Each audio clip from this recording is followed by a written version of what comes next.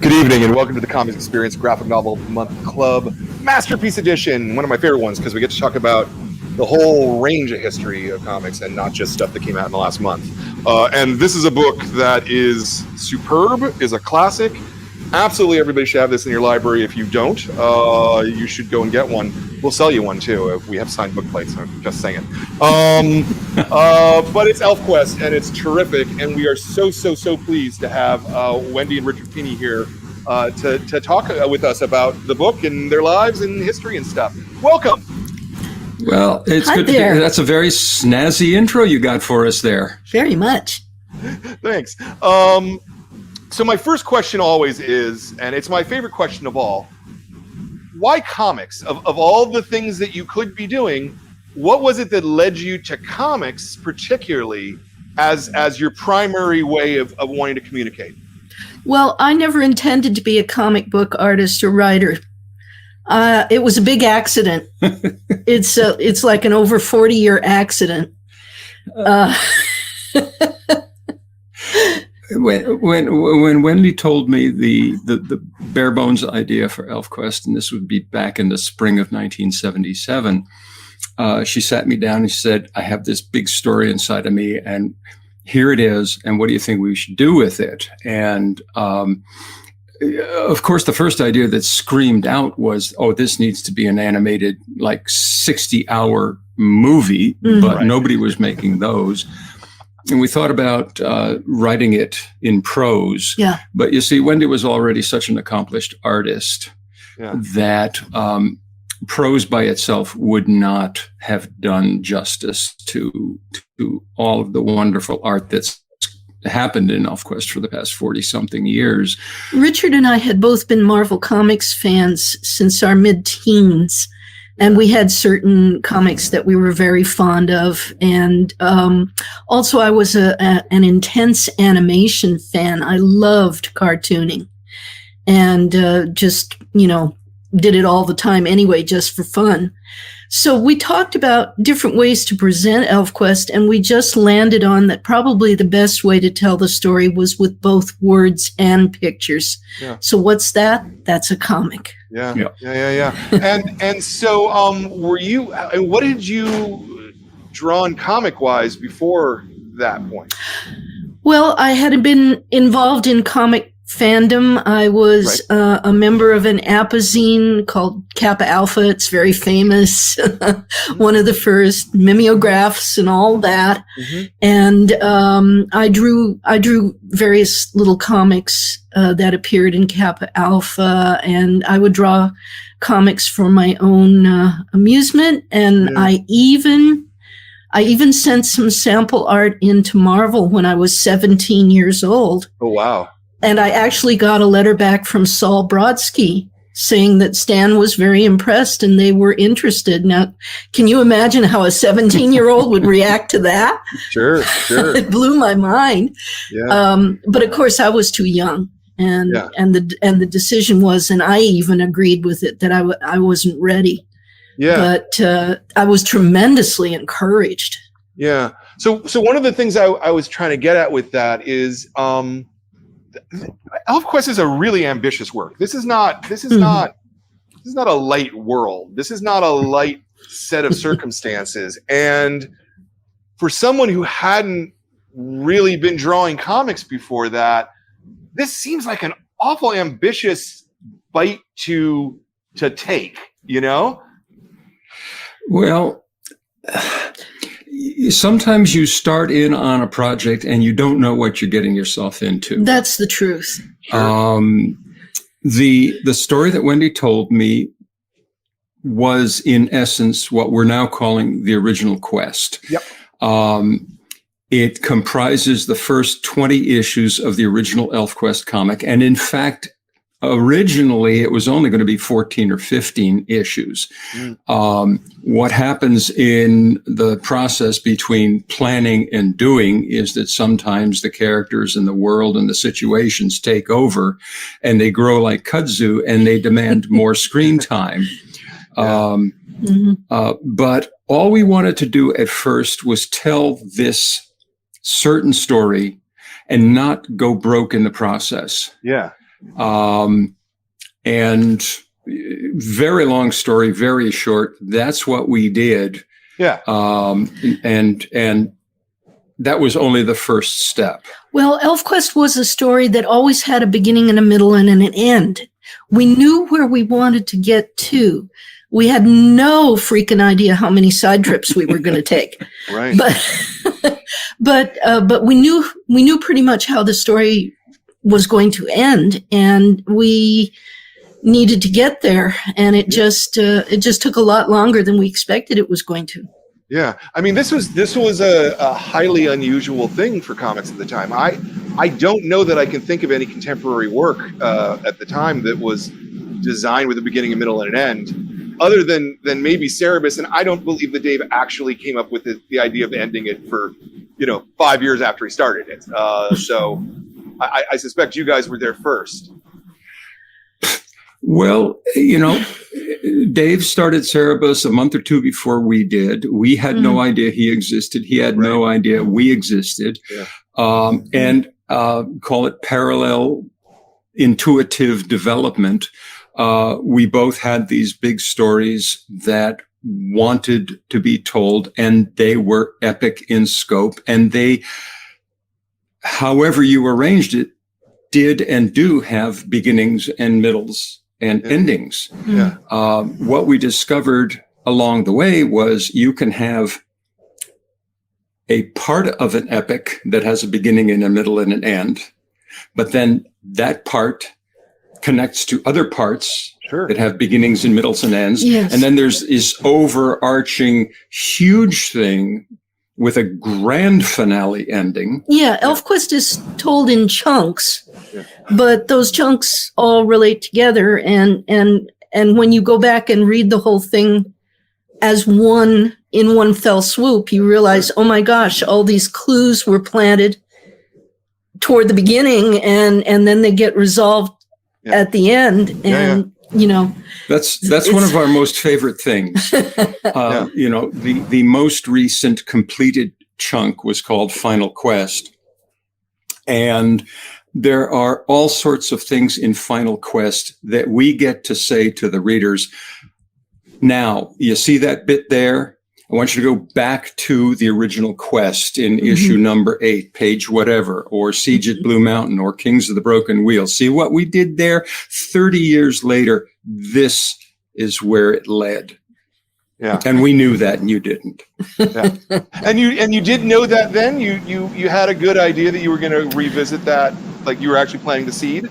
Yeah, we planted clues to really specific and strong story elements that we knew we wanted to follow through and resolve by the ending. We knew certain things were going to happen. Yeah. And quite frankly, part of it is our relationship with our audience. We have this incredible, caring, highly involved audience that we love dearly. And there were some things in the story that we knew we were going to have to prepare them for.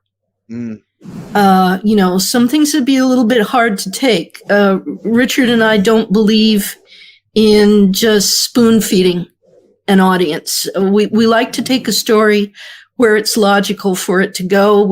And we also have a philosophy about fantasy, which is that it is really a way of commenting on real life. Absolutely. And things that happen in real life. It's a way of examining social problems and human nature. Otherwise, I don't really see the purpose of fantasy. I mean, I don't care for dragons and unicorns.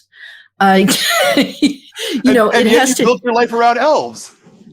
Yes, but they are not really elves. They are actually shape-shifting aliens. So there's a sci-fi element to ELFQuest too. Right. And so, some of the story we knew was going to be kind of tough on the audience. And so part of planting the clues was sort of preparing people for what was going to happen. Sure. It's always been very important to us to be honest in the telling of the story. Yeah. One of the most egregious examples of the way a story should not be told, in my never to be humble opinion, was the Batman, Joker, Jason Todd, Robin, does he live or die? You vote. Sure. Sure. Excuse me? Yeah. Yeah, it's a gimmick. It's a gimmick. Yeah. No, the story is the story, and characters live and die by their actions, and sometimes by blind fate. But it's got to be honest, and if nothing else, we've tried to be honest for all of these years. Yeah. Yeah, no, it's, I mean, obviously, you know, when outside companies own characters and they don't necessarily treat them with honesty and sincerity, you know, because they're just trying to milk them and make as much money as they can rather than necessarily tell the best story. And we don't put them down for that. We totally get it. You've got to reboot a franchise if you want to keep it going forever. Richard and I never intended to keep ELFQuest going forever. We just wanted to keep it going till we got to the end of the story. Right. Yeah. No, and I always think that's the better way to approach things, you know, for good or ill. You know, I'll happily criticize them for that. So,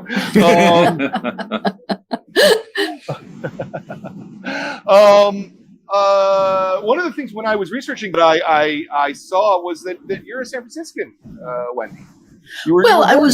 I was born there and adopted 6 weeks later and taken away to the wilds of Gilroy, California, prunes and garlic.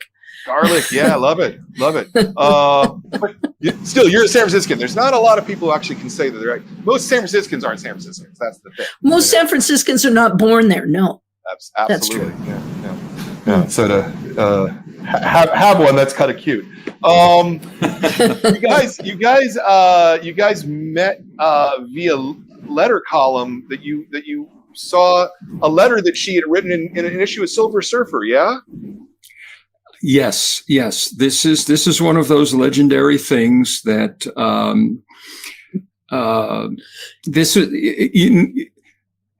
I think many people today will not be able to appreciate the insane luck with which this happened, because now social media, you can have thousands of friends you've never met, and you can mix and match relationships like crazy. But in early 1969, all there was comics printed on paper and with letter columns that had letters and actual addresses of the letter writers in them. And I was going to my first year at MIT in Cambridge, Massachusetts, and I picked up, as I was wont to do every Tuesday, Silver Surfer number 5, and there was a very interesting and thoughtful letter in there. It wasn't your standard letter. It wasn't who's stronger, the Thing or Thor or the Hulk. It was a letter almost taking Stan to task for being a little too harsh on the character of the Silver Surfer, portraying humanity as pretty much unrelentingly nasty to this stranger in a strange land. And I thought, wow, now there's a different letter. And that was half of the allure. The other half was that the letter writer was named Wendy. And then in 1969, maybe there were, 3 females who read comic books that were out in the wild. So I was intrigued by the letter, and I said, what have I got to lose but an 8-cent airmail stamp? So I wrote a letter in to the address that was printed. Those were gentler, kinder times. Right. And lo and behold, can't imagine that today, right? Like, can't imagine people doing that. Well, I mean, you broadcast an email, you put it on Facebook, and 10,000 people are going to see it. No, you don't want every Tom, Dick, and nutcase knowing where you live nowadays. Yeah. So, and lo and behold, a few days later, a letter came back. I mean, not my letter, a reply came back. And I opened it up, and not only had she written a letter in reply, but she had sent a piece of her artwork. It was a drawing of Triton a la Jack Kirby, but in her own very, very unique style. And my little brain exploded. And that began a 4-year correspondence.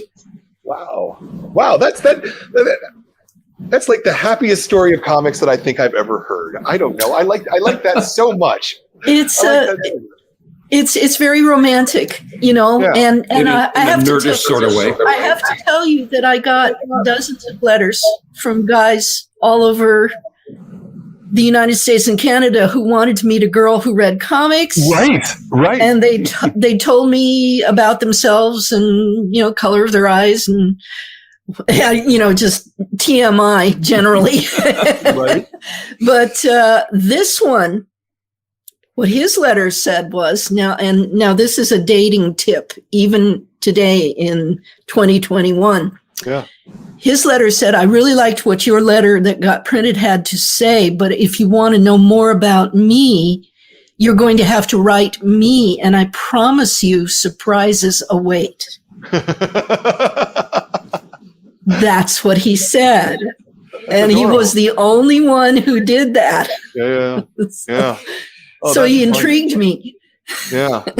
Yeah. I wonder about fandom not before the internet. I was around before the internet, but back in the day when you guys started getting involved in fandom, what was the initial way, other than literally directly rating one another, how did you learn about APAs and things like that? Because certainly, you know, I didn't know about them. You had to stumble across it somehow. Well, word of mouth, you know, you start meeting other fans. You meet them at school, but most particularly conventions were starting up. Right. I went to my first convention in San Jose, California when I was 16 years old. It was called BayCon. Mm-hmm. And you start meeting other people that you realize, oh my gosh, you're not this crazy lonely person who's just too weird for color TV. There are other people who think like you. Yeah. And it's the most wonderful thing in the world. And you start making friends, you start writing to people, you start having phone calls, and you join apazines or you know, it's very similar to today in a way, just with a much more primitive technology. Yeah. But fans to me are still very much the same now as they always were. They still love the same things. They still love talking to each other and dressing up in costumes and talking about the characters and fantasizing about fan fiction. It's very much the same now as it always was. Yeah, I mean, to me, my only thought is that so much of the interaction that you have with fans on the internet in general is with people who are anonymous or are, you know, pseudonymous at least. You know, and you don't necessarily know who you're interacting. Even if someone gives you a full name and a picture, it doesn't actually mean that person is who's on the other end of the thing. You know? And I feel like that didn't happen when people were writing hand letters, right? People were posing as the opposite sex or something like that, you know? It couldn't be that way, because in order to write a letter, you have to sit down, you have to get a sheet of paper, you have to get a pen, you have to marshal your thoughts, you have to actually write them down.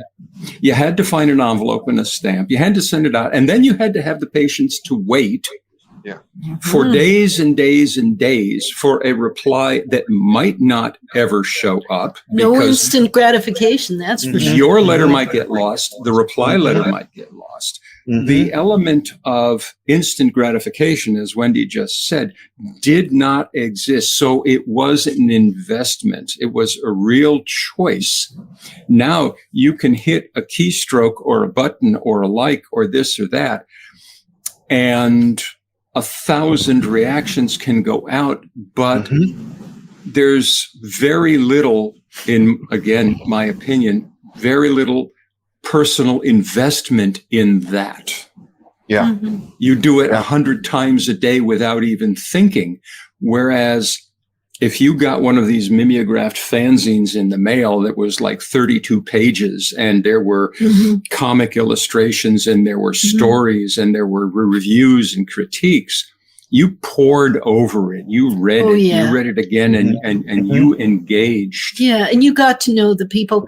And you know, the thing is, ELFQuest just took off like wildfire. We were in the right place at the right time when it launched, and it just went through the roof right from the beginning. And when we started meeting our fans, I mean, that was a shock to begin with, to realize that you had fans of your work that would come to a convention specifically to meet you and get your autograph and all that.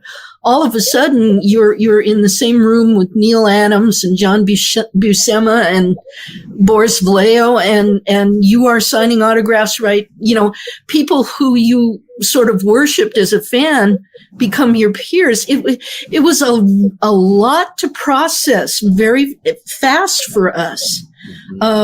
We, quite frankly, I'll be honest with you, we weren't prepared for how fast all this happened. And I think we just constantly felt like we were running to keep up with this thing that was just almost getting out of control.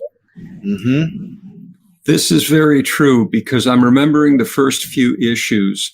I had to borrow some money from my parents to print our first issue, and they were skeptical as all get out. And then that issue sold out immediately, and I was able to pay them back inside of a month. And my father didn't know what to do with that, because he was expecting that's lost. That's all gone. And for us, it was 4 months in between issues. We weren't monthly. We weren't even bi-monthly. We weren't even quarterly. It was every 4 months. And again, there is that time lag between when an issue goes out and you don't know who's reading it, and the mail starts to come in. We didn't go to our first convention connected to ELFQuest for 6 or 7 months after it first appeared. Wow. And that was our first experience of people coming up to us and say, I really like this. Oh my God, really? I didn't even know. How was it, like just when the third issue came out, something like that? Is that about right? No. I remember second issue. We knew Bud Plant and Phil Suling. Bud Plant was a West Coast distributor, and Phil Suling was an East Coast distributor. And they were friends of ours because I already had a reputation as a science fiction and fantasy illustrator, which led them to have confidence in ELFQuest, because we did a ridiculously large run of our first issue. And between the two of them, they took the whole run. Right. And the thing just sold like hotcakes, you know. And I think it was by our second issue that we brought out that we went to San Diego Con. We had a table, and we really started experiencing what ELFQuest fandom was like. People were doing costumes of the characters, and you know, just we had hit a nerve with a certain kind of fandom that was different from typical superhero fandom. We attracted a lot of women readers, women and girls, who had really, quite frankly, been looking for something like that. And we attracted people who were not necessarily regular comics fans to begin with. They were more like science fiction and fantasy readers. And they were drawn to ELFQuest, and that drew them into the world of comics and to look for other comics that they could be interested in. Plus, there was not artwork like Wendy's out there at all in anything. You know, none of the big companies were doing anything like independents and undergrounds were idiosyncratic as hell. But there was something about Wendy's artistic style of storytelling and execution that just reached out and grabbed something in a whole lot of people who didn't necessarily go for the, you know, the bulging biceps and the capes and cowls. ELFQuest has been called America's first manga because I was a child of Jack Kirby and Osamu Tezuka, the creator of Astro Boy and Kimba the White Lion, Walt Disney of Japan, he's considered.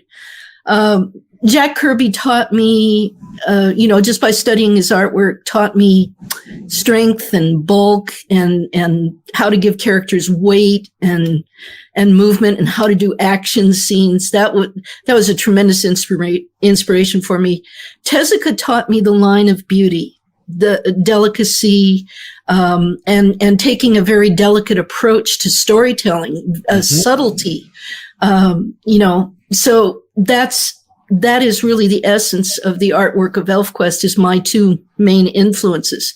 Yeah. And can I ask, how were you exposed to Tezuka at that point in the 60s? I have to thank Fred Patton, who was an extremely well-known comics fan at the time. I met him and corresponded with him, and let him know that I was very interested in an animated film that had come out in 1961 called Alakazam the Great, which was directed by Osamu Tezuka. Mm-hmm. And Fred educated me about who Tezuka was and helped me to obtain other Tezuka material, because where could you get manga back then? You'd have to go to San Francisco to Japantown or Los Angeles to, and I couldn't do that. I had never left Gilroy in my life. Right. So Fred helped me obtain some of that material, and I started looking on TV for wherever the Tezuka shows were popping up, like Kimba and Astro Boy. I would watch them, and that's how I kind of educated myself to that drawing style and that style of storytelling. Yeah. Where were you getting your comics from in Gilroy? Just like a news Steinmetz Pool Hall. The pool hall. Yeah. I would walk. Our house was across the tracks. I grew up on a ranch across the tracks. I would walk across the tracks, walk into town, and the seediest part of town, to Steinmetz's Pool Hall, because they had a huge magazine rack, and it was mostly girly mags and stuff like that. But lined up in no particular order would be the comics, and I would go and I would get my Marvels. Yeah, and what caught your eye with those Marvels in the first place? I mean, I know why they're good. It's very unusual for that to happen, for a young lady to be attracted to what are essentially male power fantasies for the most part. Yes. However, there's Jack Kirby and the combination of Stan and Jack and their type of storytelling. And the first comic that attracted me was Fantastic Four. Yeah. And the reason it did was because it was about a family. Yeah. And I was obsessed with stories about finding who your real family is, finding your place in the world, being different, struggling with how the world looks at you because you're different, and yet somehow coming together and making a team, a family out of it, and supporting and helping each other. And those are exactly the kind of stories that Stan and Jack told. Yeah. And then they came up with the Inhumans. And I was like, oh my God, they all have pointed ears. I'm there, because I've always loved elves. So, And another thing that Marvel did differently, and this is what hooked me, because I was, being a guy, I was more toward the power and the superheroics. But I remember the first Fantastic Four that I picked up. Not only was it a family of, and not a terrifically functional family, either. The Justice League, they were just always so nice to each other, and they got along so well. And the Fantastic Four, Ben Grimm was grouchy, and Reed and Sue were. Anyway, I got to the end of that issue, and it was a cliffhanger. Mm-hmm. And I went, holy crap. I'm not finished. If this was a DC comic, I would have gotten 3 8-page stories that were all very neat and complete and tied up. And I had to go back next month for the next issue. And that one ended on a cliffhanger. And you were able to find it, Richard? You actually were able to find the next issue easily? Oh, well, see, I had my equivalent of Steinmetz Pool Hall. Okay. Because I cringe to admit this, but what the hell, it's not the first time. When I was 8, 9, 10, 11, 12 years old, my parents made me take accordion lessons. Okay. Because my mother had played the accordion and her mother had played the accordion, so damn it, I was going to play the accordion.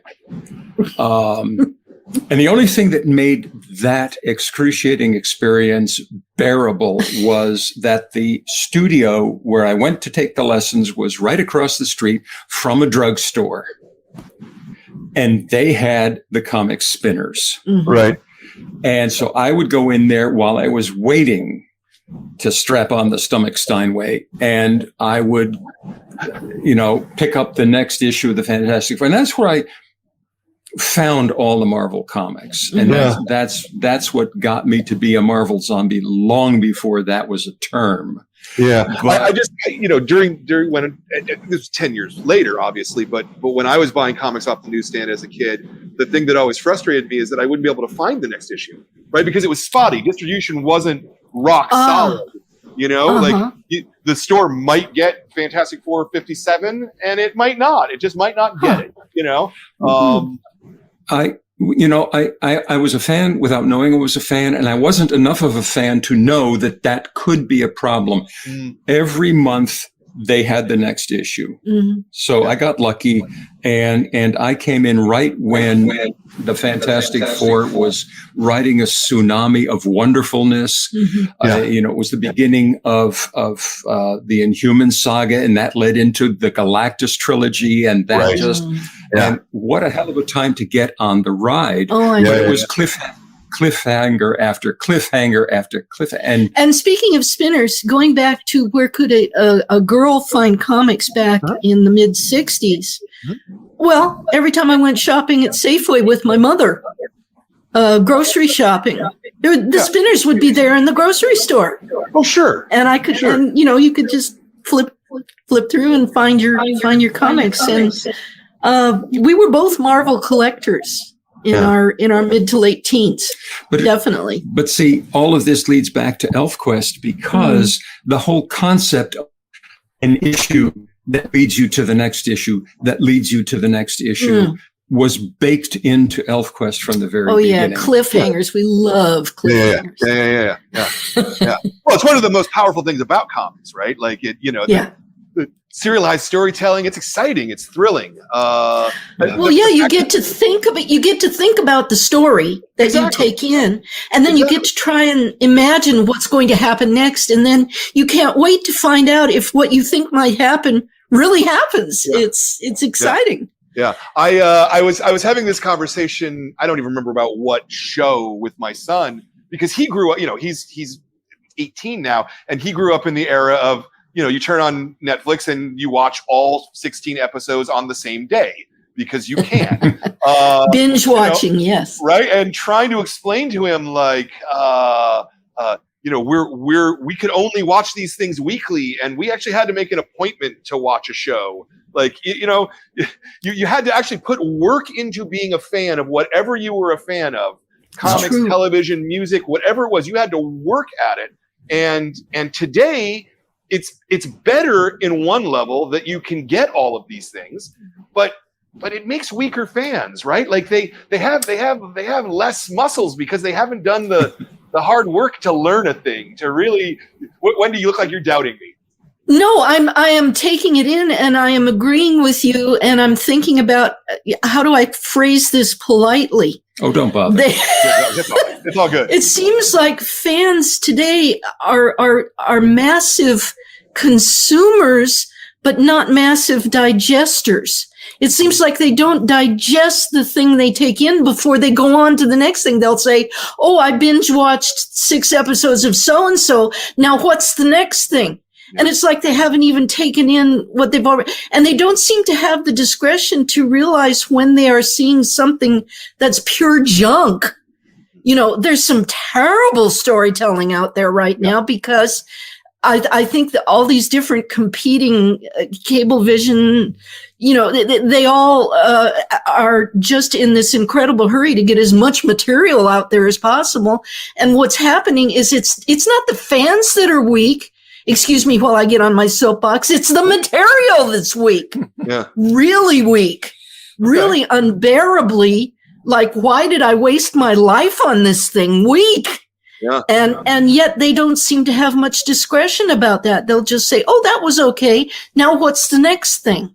Yeah. That's not the way to, you know, make your brain sharp. It's a way to sort of put your gray matter to sleep. And I worry about that. I truly do. Oh, I do too. You know, especially as a store that what we sell is stories, right? Like, people actually have to engage with stories. But it's what I love about comics, right? Because engaging with a work like this is, I mean, it's a serious commitment to engage with this. In all the right ways, I think. You know,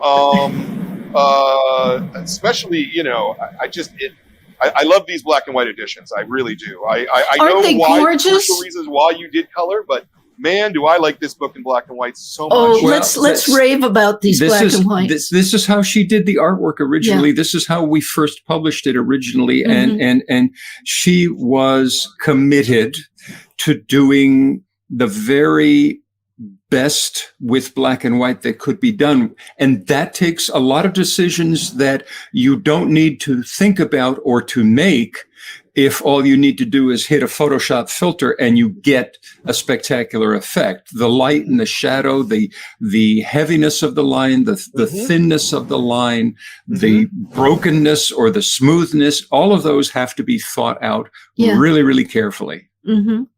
Yeah. Mm-hmm. Yeah, and obviously, you work on paper. Do you work anything digital today? Or? No, I've actually been digital since 2002. Okay. I've worked digitally since then. You know, taught myself, and it is a tremendous tool and a tremendous time-saving tool. Yeah. My biggest bugbear is deadlines. I have a very strong work ethic. Yeah. And I believe in eating deadlines, you know, because I'm very much aware that if I screw up on my end, it screws up all the other people on their schedules that, down the line. And so, you know, very much like my hero Cutter, I have an overdeveloped sense of responsibility. So meeting deadlines has always been something that, you know, has kind of driven me. And that's why the digital tool, being able to draw on a Cintiq and color and so forth, it's a tremendous time saver. You know, back in the day, if you spilled a bottle of ink on a page, that page was gone and you'd have to start over again. Right. With digital, if you screw up, you can go back through history and you can start over again. It's very forgiving. And so I would have to say there would be a lot less ELFQUEST in the world right now if it weren't for digital. Okay. Some people complain, you know, I constantly hear I liked your old work better thing, you know, but really, drawing digitally is just the same as drawing on paper. You're just drawing with pixels instead of lead or ink. Yeah. And it really enables you to get on with it. I think often there's a certain kind of physicality that comes from ink on paper, though. You know, I agree with you that it's much faster to do it digitally, but I can see that these were drawn on paper. I don't know how to explain that otherwise. You're absolutely correct, and this is an interesting topic of discussion and debate. I live on both sides of that fence. I absolutely am enchanted by the work that Wendy has done. That's pencil on paper, ink on paper, paint on paper. That said, one of Wendy's mantras from a very, very early age, what she wanted to do, what she always wanted to do, she has said, was to paint with light, was to make paintings with light. Now, you can't do that even with beautiful oils or beautiful alkyds or beautiful whatevers on paper, because it's reflected. Once you move to digital, now you are actually painting with light, because it's light coming through the little pixels on your monitor screen. And so she's able to get certain effects that are impossible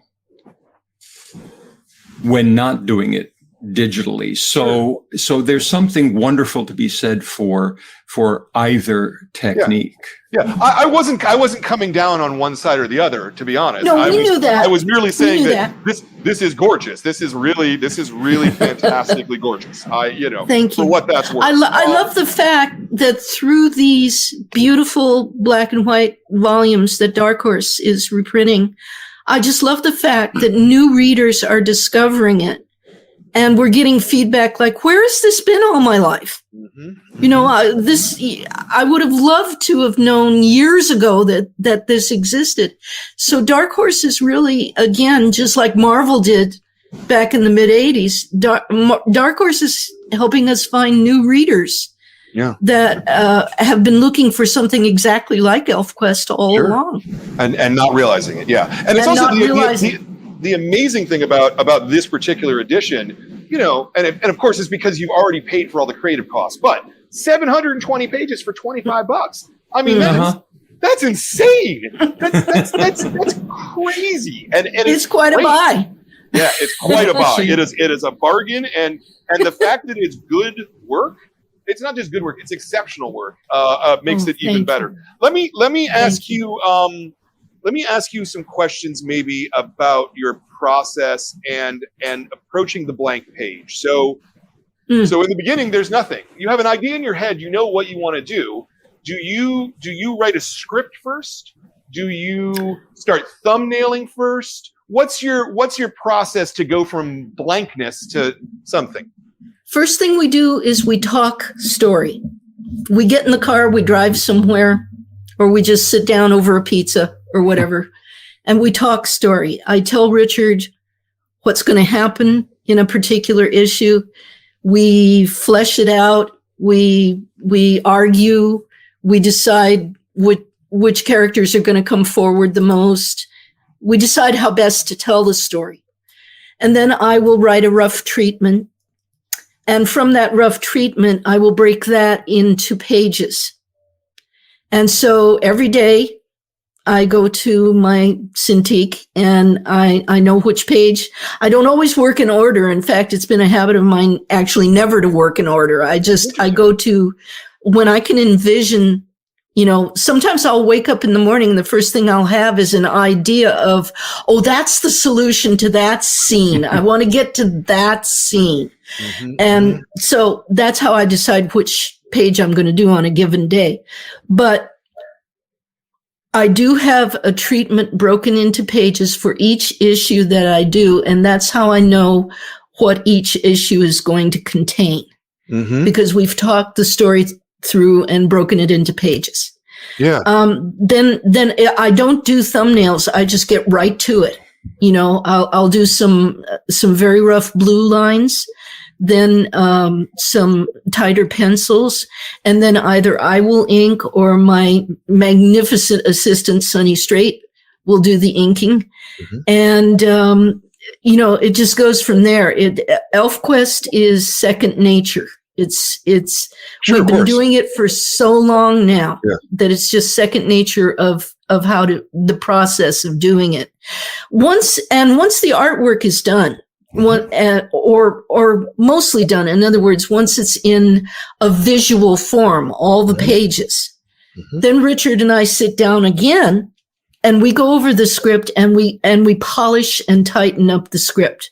and we make sure that all the voices are just as they should be. And one of the things that I love about Richard's editing, and I've always loved it, is he believes in using as few words as possible. Comic storytelling, you should show it more than you tell it. If you have a page full of 1,000 balloons, you're in trouble. You know, that people should be able to look at the artwork and kind of have an idea on each page what's happening in the story.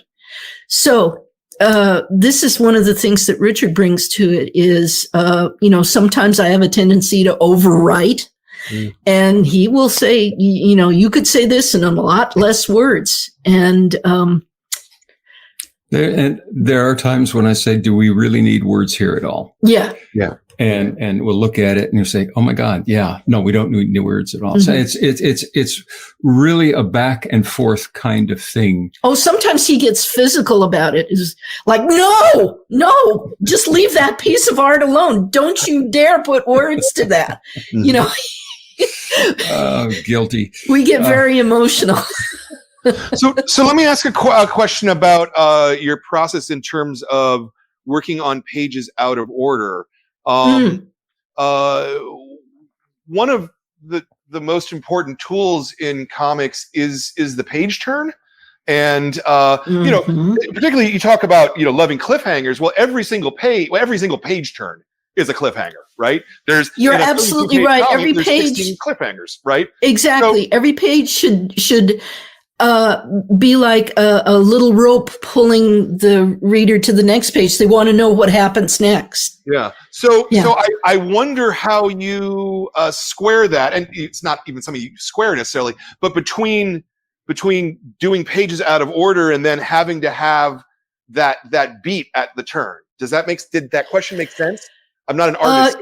I can only sort of ask artist questions. What my mind goes back to is working with John Byrne on an issue we called Hidden Years 9.5. And it was 40 pages of rock'em sock'em bloody knock your teeth out battle between Cutter and his foe Rayek. And it was about revenge. And I joked with John. I said, you know, I wanted John to ink the pencils because I said, you know, I have a problem with doing like wounds and, you know, suffering. It's hard to draw, but John had no problem with it at all. So we gave him the nickname of Wound Wrangler. And and so as the story progresses and Rayek and Cutter are beating the tar out of each other through this whole 40 pages comic, I did, as usual, do the pages out of order. And John understood that. He works like that sometimes. Yeah. But it was his job to make sure that as the story progressed, the wounds progressed correctly. So if Cutter had a bruise on page 20, you know, it should be even worse on page 30. Right. That's the whole continuity in the movie, you know. But that's the thing about breaking down the issue into pages. Even if the layout of the page or the treatment of the page is very rough, every page still says how it ends. Every page has an indication of what's the cliffhanger, what's the hook at the end of this page, and how's it going to lead into the next page. Even if it's, you know, 6 words, we know what it is on every page. So she can go out of order and still know the page before that led to it and where it leads. I mean, again, we are so practiced at it that as of today, ELFQUEST is just a story that tells itself. You know. Yeah, I wonder about these early issues though, and I wonder about because, you know, I mean, I can see, as a guy who reads a lot of comics, you know, the first couple of pages of the first couple of issues it's a little rough in a couple places, like the pacing and the storytelling, you know, because you're still figuring out how it works. You know, when was the point that you started feeling that level of confidence and that level of it's just second nature, and I don't have to think about it necessarily anymore? Issue number 3 of the Classic Quest was my epiphany. Yeah. You know, issue number 3 is where I felt command of my material. And I was really, really into the story. I just really wanted to tell this story, and I knew how I wanted it to go. I could see it in my head like an animated movie running. Yeah. And I just knew how I wanted it to play. And so my instincts for, you know, camera angles and pacing and all of that just really seemed, and actually the readers seemed to notice too. The feedback we got on issue 3 was the most voluminous that we had gotten so far. People's reactions were very strong, very powerful, and they realized that they were really involved now in something that was going to be an epic story. There was a lot going on here, and it was going to take a lot to tell it. Yeah. That said, though, you brought a toolkit. Even before you started drawing the first issue, you had a toolkit that you had built up. As she likes to tell me all the time that she's a human walking video recorder. And this is true artistically, at least. If she would watch cartoons and watch animated series like Johnny Quest and all the wonderful Warner Brothers cartoons, and somehow record them as she was watching and deconstruct them frame by frame as she was watching, so that the tricks of a good director or a good designer got somehow implanted into your artistic psyche. He brought up Johnny Quest. I mean, I must list Doug Wildey among really strong influences of mine. Johnny Quest completely blew my mind. I had never seen anything like it in my life. I couldn't get enough of it, and I just drew those characters, and I studied Doug Wildey's use of spotting blacks in particular. I think the thing I learned the most from Doug was how to spot blacks, because he literally drew the show. Yeah. Doug drew Johnny Quest. I mean, it's mostly his artwork. And you can tell, you can just tell these powerful, strong lines and black shadows. You know, it was just power. And, I really, really was attracted to that and wanted to incorporate that into my work. But also there was the storytelling, you know, it was in the very first issue. I mean, you say in issue 3, you hit your stride. Yes. But in the very first issue, inside of the very first 2 or 3 pages, you're doing movie cinematography tricks like the smash cut from then to now. That's true. Boom, same pose. Yeah. Time jump. Yes, that was kind of a cinematic trick to do. But you had that. You knew that stuff. Yeah, I knew that stuff. Yeah. But it's, you know, there's a difference between knowing it and then it just becoming second nature, I think, you know. It's like anything, you do it for a while and then you start actually getting good at it, you know. Not that you weren't good before, you know what I'm saying. I don't want that to I not do. sound like a compliment, you know. No, practice. It just, you practice until things become second nature, and then you have to stay aware so you don't get stale. Yeah. You know, when things become second nature, you have to watch yourself to see if you're repeating yourself. Yeah. And is there a more interesting way you can tell this particular part of the story? Yeah. It becomes easy to fall back on things you've done before that worked.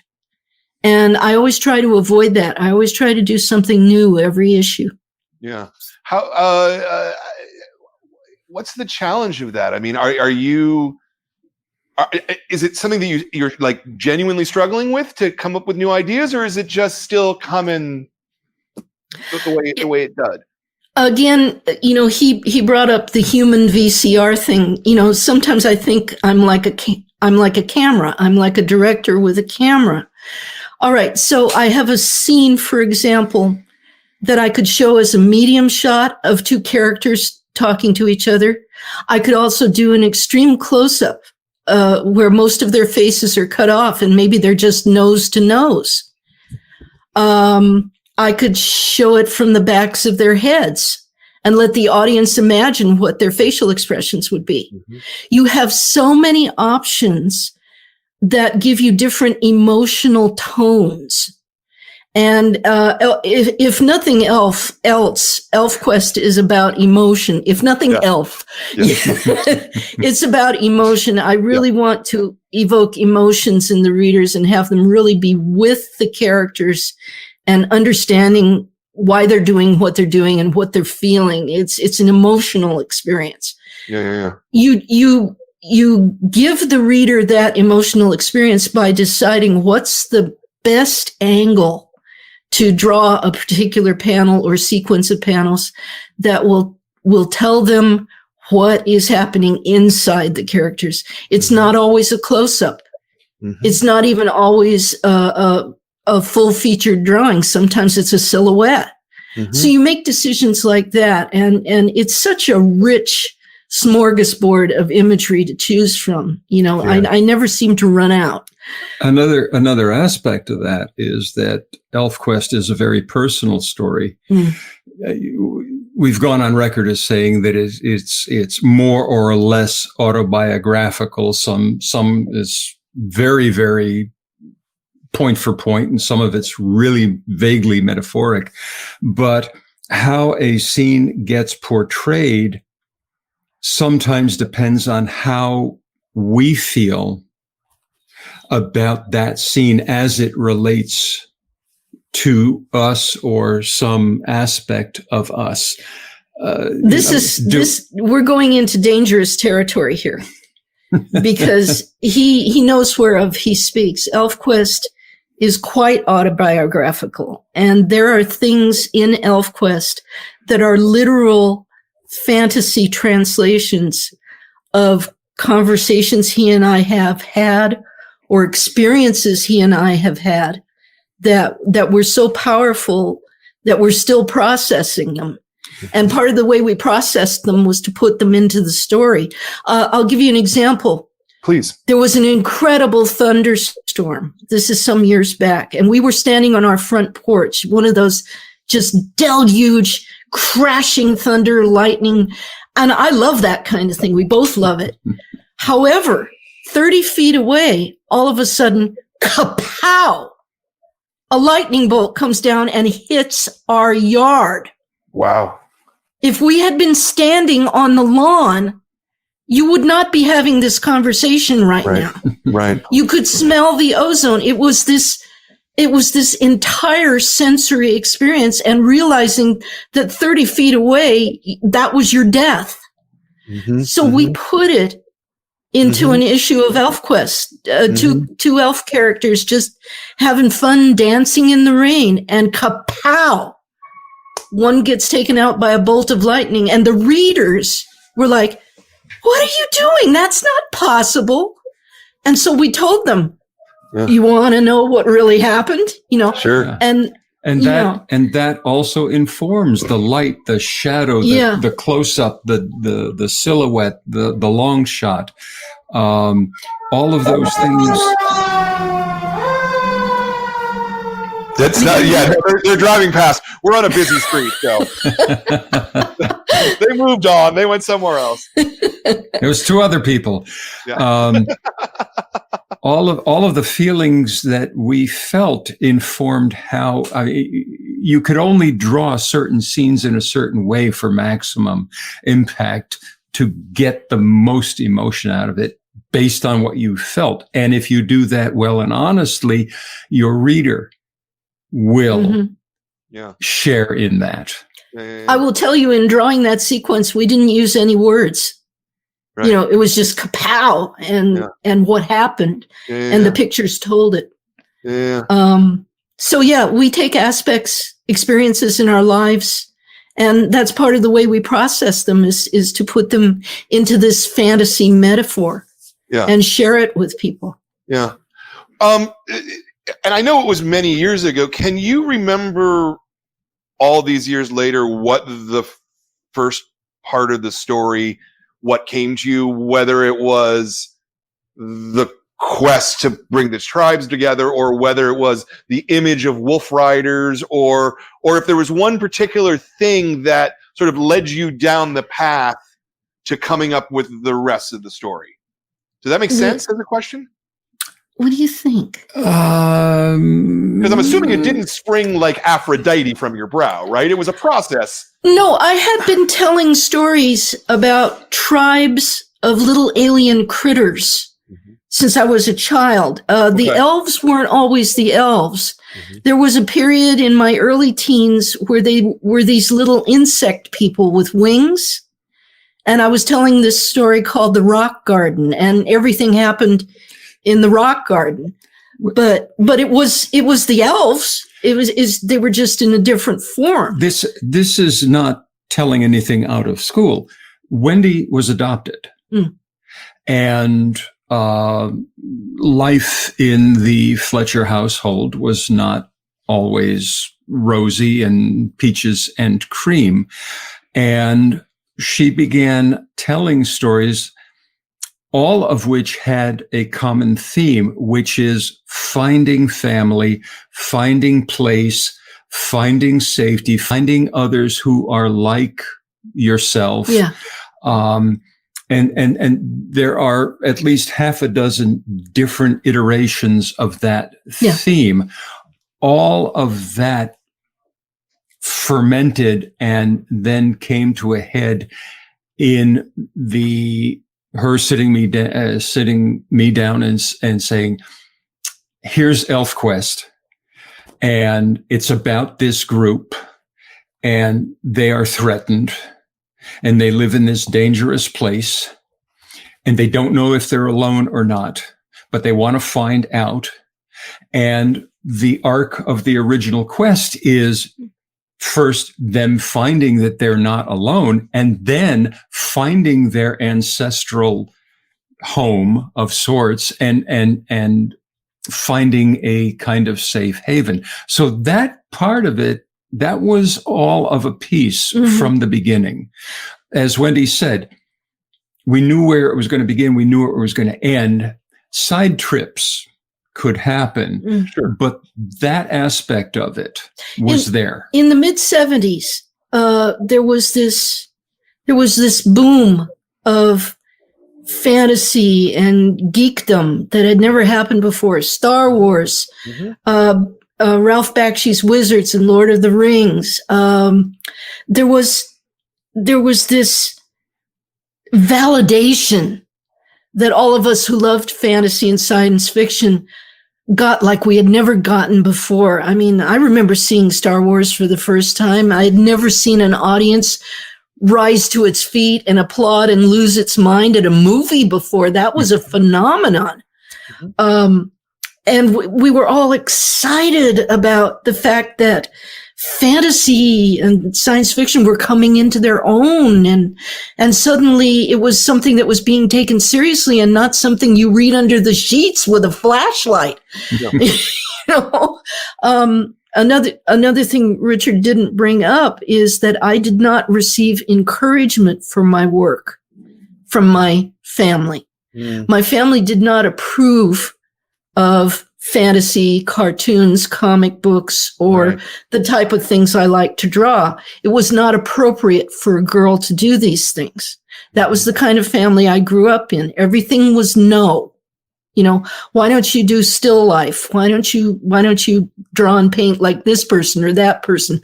Why do you have to do this stuff that we can't brag about because nobody will understand it?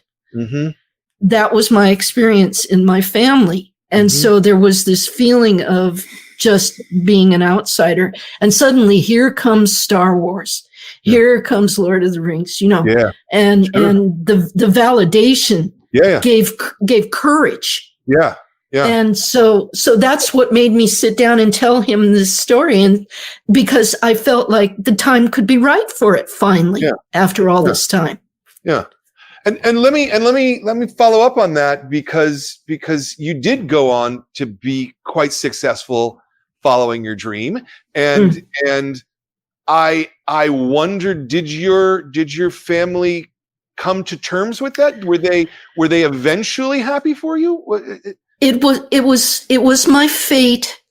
It was my fate to always miss the boat with my family. My mother passed away just as I was starting ELFQuest. She only ever saw a few pages of it, and her reaction was the typical reaction she had always had to my work.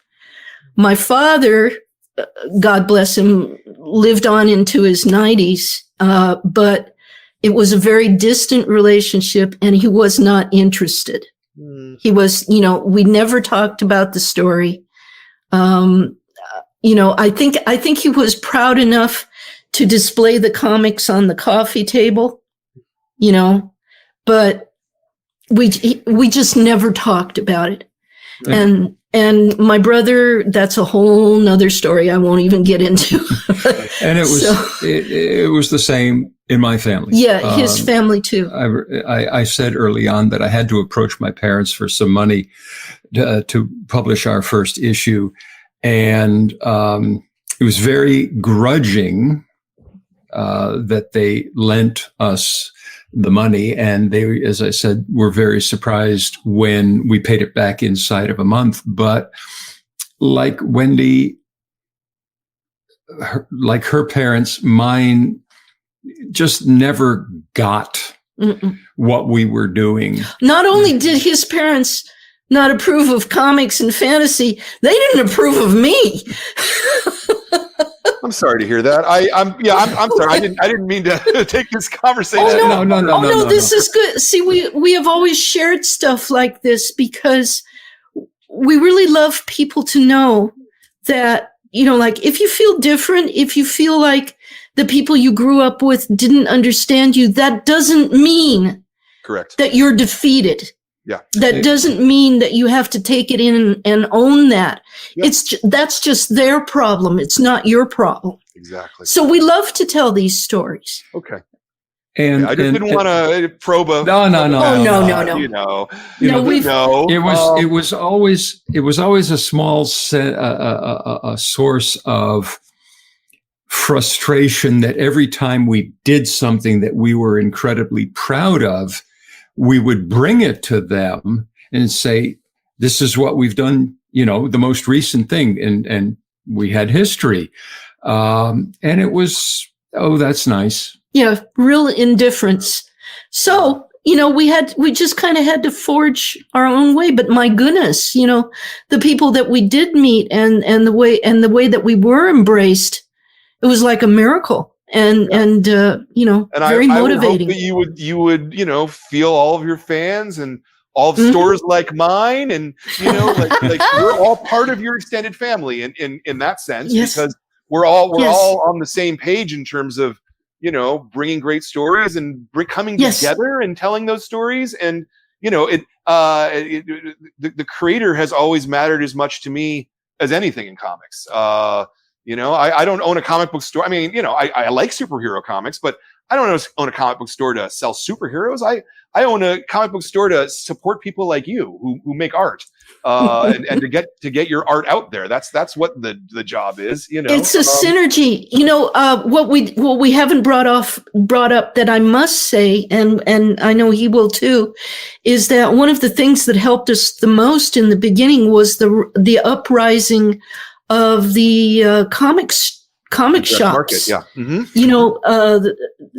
The word of mouth through those was another tremendous thing that helped us out. Absolutely true, because ELFQuest began in 78. I think the direct markets really started to take off in the earlier 70s. Yeah. But for a long time, the field was wide open, and it was like finding gold in them there hills, and above San Francisco, we struck gold, and the synergistic mixing of the growth in this number of stores, people wanting to get into this brand new business that was very exciting, plus the reaction to ELFQuest, largely in part of because of Wendy's art. It was lightning in a bottle, and we give thanks every day. Yeah, it was a thing we all kind of experienced and grew together. The independent comics movement grew as we grew, you know, because we were there at the beginning, which is there were 2 or 3 or 4 at most when we started out, and it began to grow, and the independent comics movement became something that was completely associated with the direct market. That's where we found our audiences. Yeah. And, you know, we were doing something separate from the mainstream comimes. Absolutely. It was another. Oh, go ahead. No, No, I was just going to say, I just remember something you, Brian, said earlier. You know, you couldn't be sure going to the pharmacy that they'd have next month's issue of the Fantastic Four, but with the comic shop, you could. You knew we knew what we were doing. We were ordering all of those issues. You know, yes, that's right. We you would, could we even would throw a fit if it didn't show up. Right. So yeah. So that was another thing there. Oh, it was a wonderful, exciting community then, because everything was just getting off the ground, and it still is. Even today, over 40 years later, it's just a wonderful, exciting community. Yeah. So there were only, you know, a small handful. You said 4. We're not going to spot check that right now. But how did you? Obviously, you said that you knew Bud and you knew Phil, and so that gave you the leg up to, you know, they actually stocked your book. But yes.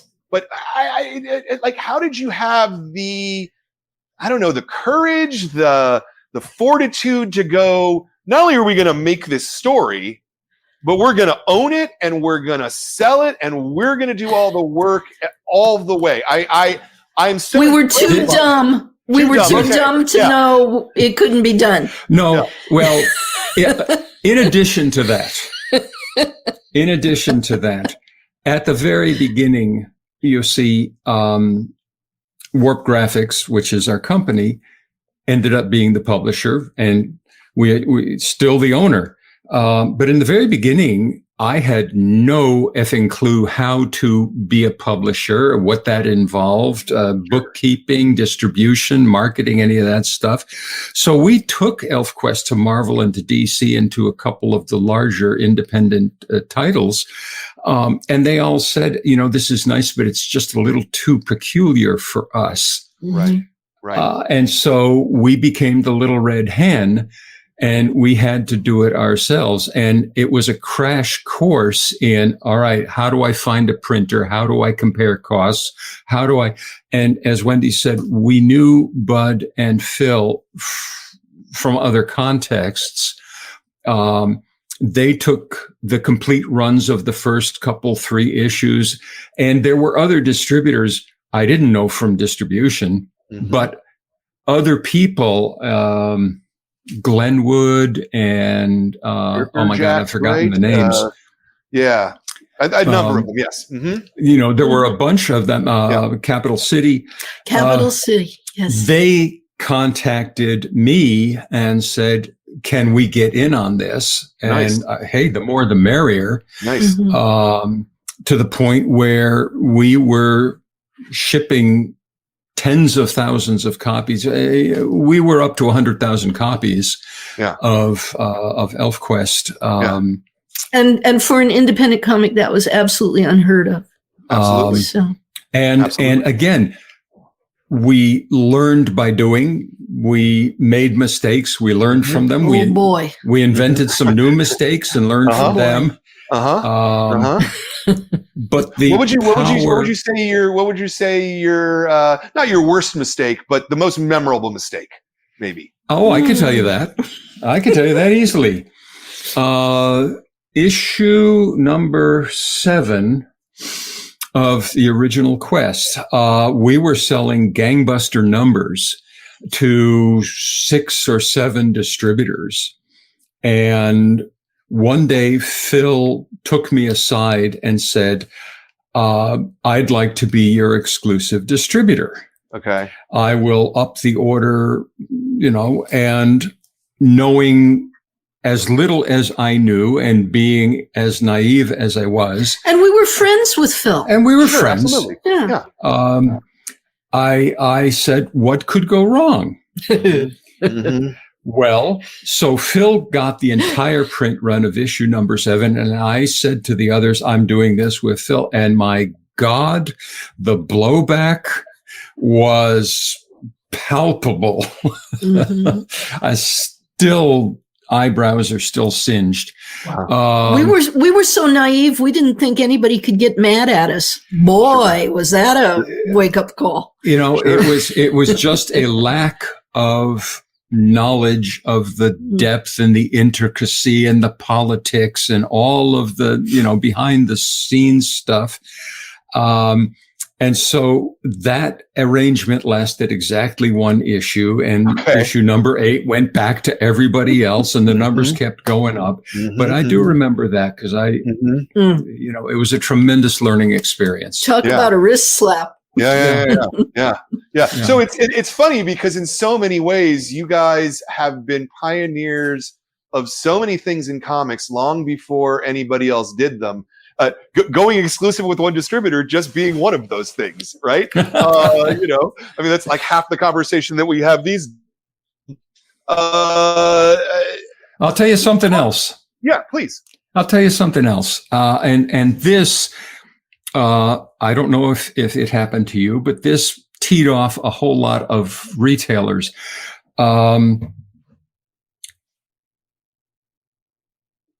It has always been my feeling as a co-creator and a publisher that it's a lot more important that somebody get to read ELFQUEST than it is for me to make a few dollars off an inflated sale of a back issue. Yes. Issue 1 came out, 2, 3, 4. Issue 1 went out of print. Now, I grew up with Classics Illustrated. Classics Illustrated never went out of print. It just reprinted. Now, they may have changed the covers from time to time, but they kept their entire line of comics Some of them in went print. to 22, 23 printings, easily. Easily. So I said, that's my model right there. Issue number 1 is out of print. Number 2 is selling, but I'm hearing from fans saying, I bought number 2. I can't get number 1. Okay. I'm going to make number 1 available to you. So I did a second printing, and then I did a third printing, and it was $1. The cover price didn't go up. I made the issue available at the cover price. And I heard from retailers saying, you're killing our back issue market. Sure. Yeah. I'm sorry. Well, not really. I'm with you on that one. That's not important. Get more readers coming in, because then you actually ultimately you create more demand for the first printing because there's more fans looking for the book. Exactly so. Now, I don't have the fact check to do this, but I suspect, aside from Classics Illustrated, that ELFQUEST was the first modern or independent. Well, I know the Undergrounds went back to multiple. I would have printings. said that. Yeah, absolutely. Like Zap had 15 or 16 printings at least. Exactly. Yes, so. It was just a point of pride to me that a new reader could go to your shop, get that copy. Who cared about first printings back then? Sure. Except for diehard collectors. I always wanted to make the reading available. That's why all of this stuff is on our website now.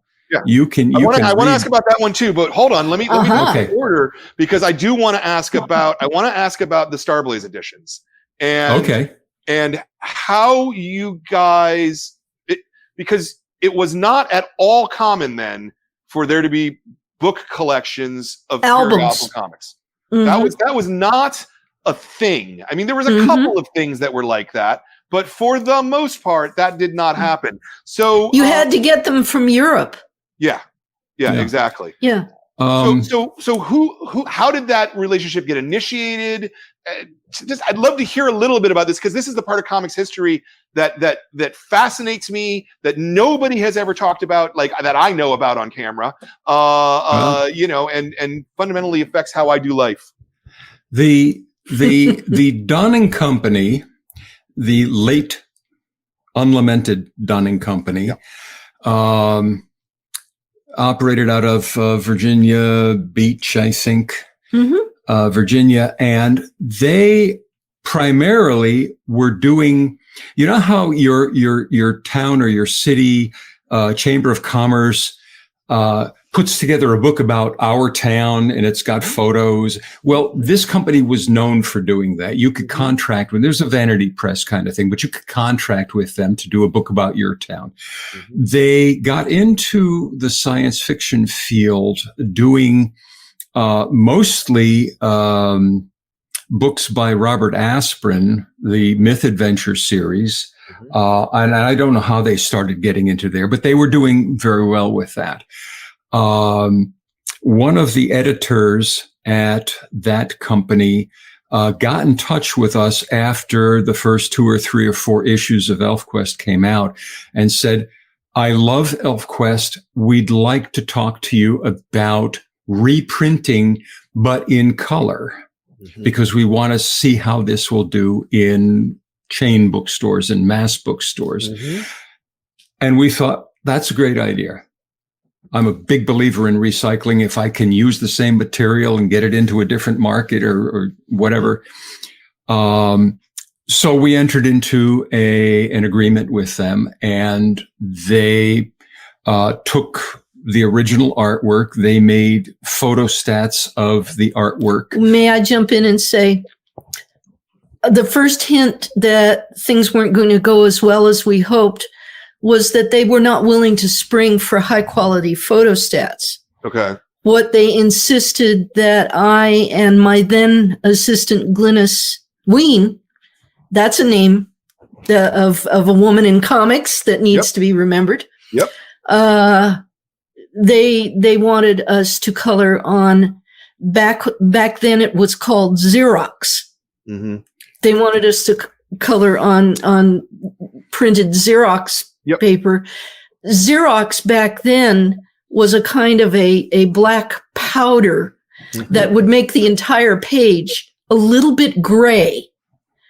So we had to paint on these things. The materials that they supplied were, let us just say, not entirely worthy of the artwork or of the project. But to their credit, they put together the first book, which collected the first 5 issues in color.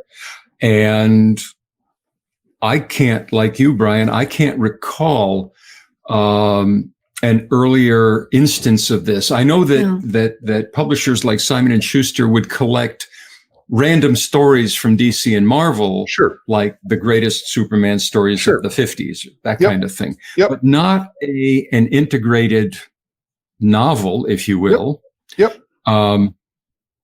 They got that book out. They got it into Barnes and Noble and Walden Books and Brentano's. They got it into airports. We would see it in airports of all places. Right. And, this to me is insane, right? Like suddenly you're in the real, you're not just in comic shops anymore. No. You're one of the first people out there into the real world. And I assume that they did well because they continue doing them. Yeah, they built an entire new wing on their building from us. I don't know about that, but they did very well. We were consistently in the top, slots of all the bestseller lists and the science fiction magazines and all of that stuff. So of course they were going to do the second and the third and the fourth issues, which ate up all of the material for the original Quest. That was unheard of. The sales were incredible. And without going into detail, the relationship did not survive some questionable practices on their part. But the point is that they got ELFQUEST into places other than the comic shops. Mhm. And people who did not know of comic shops, or who, for whatever reason, did not want to go into comic shops, would go into a Barnes and Noble. Oh, Absolutely. And they'd see ELFQUEST there and they'd discover it. And that might have led them back to comic shops for other things. Yeah. But again, it's always been about expanding where you can find I think that and read our stuff. those albums, I think, brought in a substantial new female audience. Women were buying those things like crazy because women shopped in bookstores, and they were finding it and they were loving it, and so that really grew at that period of time, most comic shops were still pretty scary. Yeah, and nowadays I find most comic shops are very friendly and inviting, but back then. Yeah. Back then they were like really Steinmetz's pool hall. Yeah. Yes. Yeah, exactly.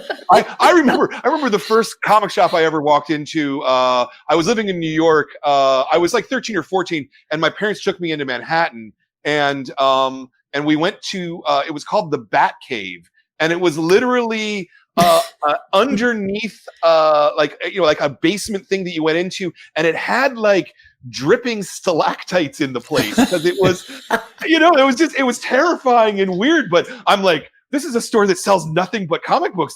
What is this world? This is really exciting. Isn't that wonderful? Yeah. So no, and when I opened in 1989, almost every comic book store was predominantly a back issue store at that point, because there weren't very many trade paperbacks. There were probably, it was probably in the range of 100 books that were in print around that time. But there were really only 3 that you could count on, knowing that the publisher would actually go back to press on them and that you could keep getting them. And that would be Mouse, Watchmen, and ELFQUEST. And I think that's pretty amazing place to be in. I don't know. I've always sort of held that in my heart as, again, pioneers that you were in on the book market before anyone even thought there could be a book market for comics. Well, and again, the story of our relationship with the Donning Starblaze Company is long and rocky and will not be told here and now. But to their credit, they got the books into the stores. They cracked that door open. Yeah. And we have to be grateful for that, because that just blew ELFQUEST totally into a whole new universe. Yeah. Yeah. And there was no looking back after that. Yeah. Yeah. There's like a whole bunch of other, we're starting to run low on time, I think, because I know it's really late for you guys. We're an hour and a half already. And I could keep going for another 2 hours. This would not be a problem. But let me ask the other question. Actually, I have like 4 or 5 business questions, but let me ask the one that really fascinates me, and you just brought it up a few minutes ago, Richard, is the digital that you 14 years ago, I want to say, put everything online for free. This was that was unheard of. No. Well, but like everything else, there's a reason. Sure. This would have been 2009, so we're talking 12 years ago, if my math is correct. I was close. Still a bunch of years. Yeah. We were published. We had a license with DC Comics from 2003 to 2007. They put out a number of very beautiful archive editions of ELFQUEST, and they repackaged it into some manga-sized things because they wanted to jump on the manga craze. But they didn't really know how to market ELFQUEST. So when our 4-year agreement with them came to an end, we did not renew it. Now, ironically, the very next year, Warner Brothers, who owns DC, came to us and optioned ELFQUEST to be made into a movie. Now, the irony is that if DC had done a little bit better, they would have had the property and they wouldn't have had to, Anyway, the thing about the Warner Brothers option was they did not want us to release any new material while they were supposedly developing ELFQuest, because they wanted any new material to ride the wave of success that the movie would generate, and so on and so forth. You've heard it 100 times. Yeah. So we could not create or publish anything new. Well, I knew enough that, in 2009, the internet's up and, the web is up and going strong. And if you don't have a presence pretty much month to month, you get forgotten. So I thought, all right, DC and Marvel were just beginning to see how to monetize putting digital comics online. It says, let's put this issue up for 99 cents. Let's try this for a nickel. It says, I don't have the patience or the brains to try to figure all that stuff out. And going back to something I said earlier, I want people to be able to read the thing. Yeah. So over a period of about a year and a half, I sat down at my scanner. I had some help from some fans. I scanned every issue that we had put out, some 300 issues of various titles by that time. And I would upload them, and they're there to this day for free. Yeah. Because I'm not making any money off of it, but not a day goes by that I don't hear, I discovered it online. Thank you for, now I can read it. Now I can get into it. Yeah. And now I'll go buy those beautiful big books behind you there, or I will do this, or exactly.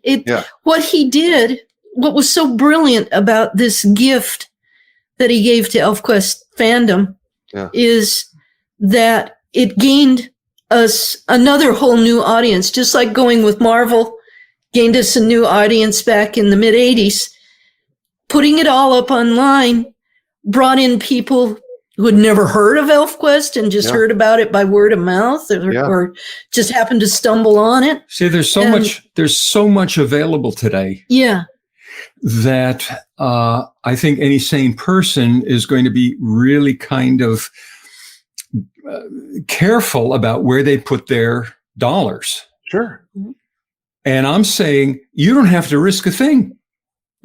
Bring a lunch, because you're going to be on the site for a long time, but you can read the first 30 years of ELFQuest for free. Yeah. That's an investment as far as I'm concerned. And I don't think it is having any effect on Dark Horse's sales of the gorgeous volumes they're doing. And in fact, I think we both like to think that it continues to help. People still want to hold a book. Yes. Yeah. And I also ultimately think that, reading comics on your computer it's crappy. It's not a good experience. It's not, they don't read the same. The boundaries are different. The page looks different, it's not the same thing at all, and certainly I have absolutely heard people walk in the door of my store and go, I'm here, I read this online. I'm here for the real version. I mean, and I'm not just saying that to make it up. People have said, I want the real version of this comic. So, that always to me is a good thing. On the other hand, one of our favorite things is when Dark Horse releases a new issue online of ELFQuest, and the fans are just waiting for that midnight release the day before the official release. They sometimes break down the they crash the server. They crash the server. And we love that. That's funny. You guys were publishing on your own for the longest time, and at one point you had what I want to say were 6 monthly books coming out at a month, in maybe as many as 7 or 8 in 94. There were some months. He had a bullpen. There were some months where Warp Graphics had 10, I wonder if it was ever as high as 12, but let's say 10 monthly issues. There were some months, and I still can't quite believe this, because Diamond would send out previews, and somewhere in there, who's number one, Marvel or DC? Who's number two, the other one of Marvel or DC? Who's number three, Dark Horse? Mm-hmm. And there were months where Warp was number 4. Yeah. Mm-hmm. Yeah. And then, Fantagraphics and Yeah. not every month were we number 4, but there were some months when we were just behind Marvel and DC and Dark Horse. And I thought, we're up in a little office building in Poughkeepsie, New York. And what the heck am I doing? Mm-hmm. Mm-hmm. Mm-hmm. Those are some heady times. Yeah. Yeah. And then, if I'm going to follow the chronology here, this was 94, 95, you contracted the line. It was because ultimately, I think it was because Heroes World got bought by Marvel and then all the distribution things collapsed. Yes? I can trace, in my mind, I trace a direct line from, what the hell? I'll go out on a limb. When Image broke away, when the guys broke from Marvel and started Image, I mean, that was great. I mean, that's entrepreneurship at its finest. Well, and creator ownership, which was the thing that we spent a long time fighting for. As an industry. Absolutely. Absolutely. Yeah. But what happened, there were a couple of not so good things that happened in my mind. Speculators began going crazy because the first issues of this or that were selling millions of copies. Well, I'm going to buy 100,000 copies and they'll be worth $1 million. No, it doesn't work that way. It literally doesn't work that way. Yeah. And the scheduling problems, titles coming out late and the direct market being structured so that you paid for stuff that you weren't getting. And what did we lose? A third of or 2/3? I forget of the shops. So we lost 2/3 of the accounts. But my understanding is, right, because you're right, that this was happening at the same time the speculation thing was happening. Diamond and Capital and all the other distributors were signing up anybody they possibly could. They were getting like coin stores to put a rack of comics in. Stamp stores, whatever. That's right. Bubblegum cards. Because they're collectibles. These are, we're selling you collectibles, buy into our collectible thing. And then once everybody realized, oh, no, this is all fake and false. This is tulips in Amsterdam, in the 1800s or whenever it was. Yeah. That was the biggest part of it was that of the 2/3 of the accounts that closed, they were places that were never comic book stores to begin with. Now, there's no doubt that a quarter or more of the comic shops went away, but I think honestly that a lot of them were not properly comic book stores.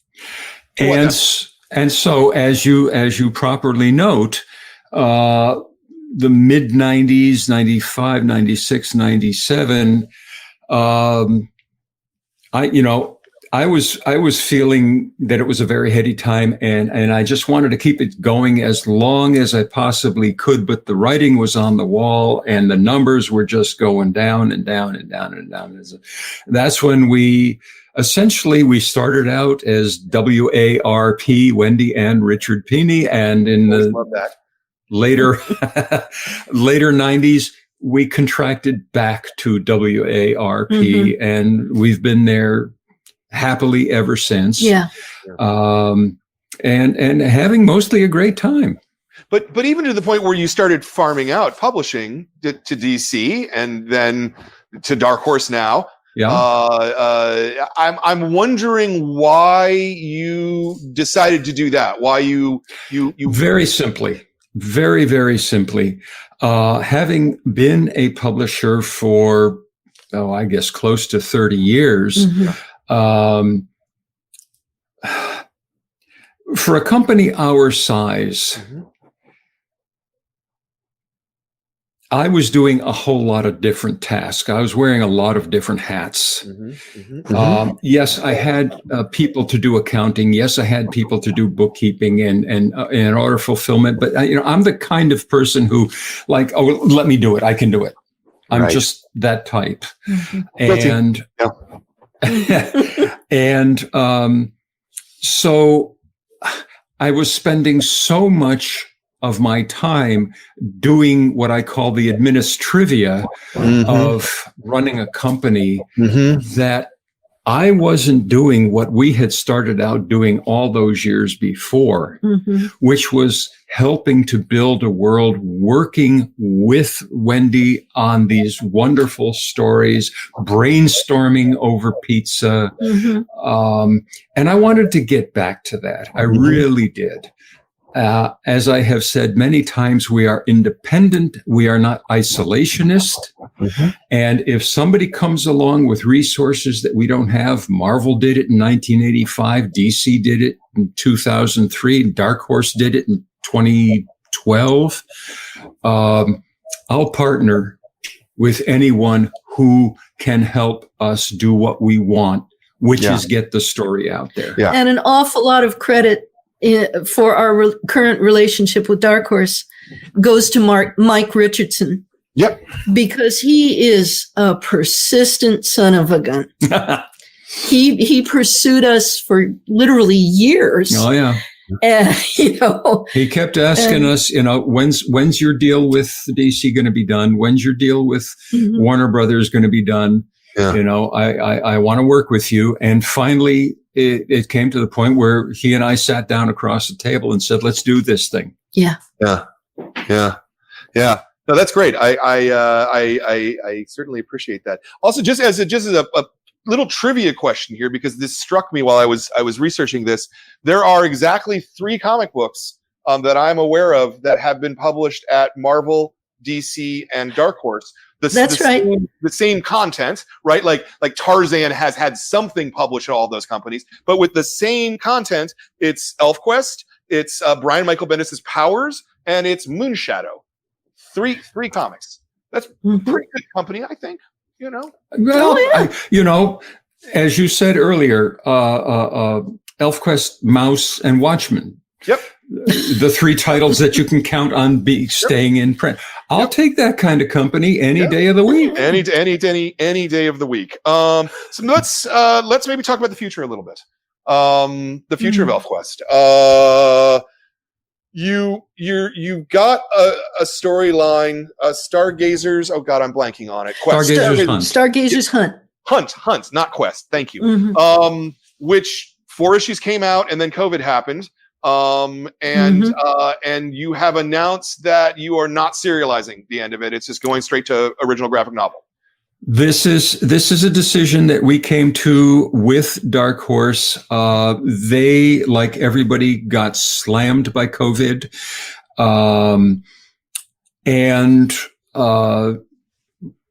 ELFQUEST has always done well at Dark Horse. We have always felt that Dark Horse has been quite happy with the sales of ELFQUEST, but because of COVID and all the associated problems, they said, we'd really like you to consider letting us just take the last 4 issues and put them out as a book.